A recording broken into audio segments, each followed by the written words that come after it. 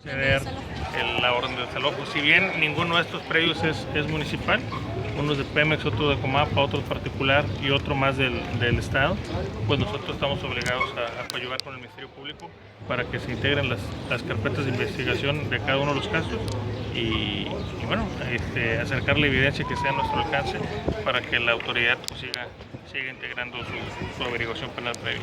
¿No hay forma de prevenir este tipo de investigaciones? Pues una de las maneras que tenemos para prevenir es siendo contundentes por parte de todas las autoridades competentes en la reacción, ¿no? En la medida en que seamos más rápidos en reaccionar ante este tipo de eventos y que la gente se dé cuenta que no puedan estar invadiendo áreas ya sean municipales, estatales, federales o particulares, pues ese va a ser un mensaje claro y esperemos que eso evite que se sigan dando este tipo de invasiones, ¿verdad?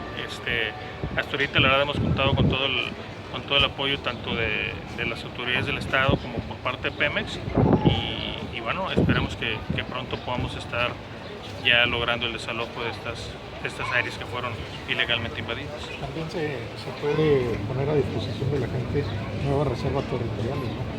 Sí, ese es un proyecto que tenemos que ir viendo a la par, pero bueno, el que se tenga este tipo de proyectos sociales de ninguna manera va a impedir que el municipio y el Estado ejerzan las acciones que se tienen que realizar para que estas conductas no se repitan.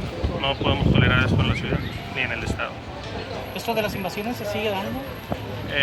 Pues hasta ahorita no tenemos registrado una invasión nueva, pero sí fueron varias las que se dieron en las semanas pasadas y son de las invasiones que estamos hablando que se están integrando las carpetas de investigación para que el Ministerio Público y el juez en su momento puedan actuar en consecuencia.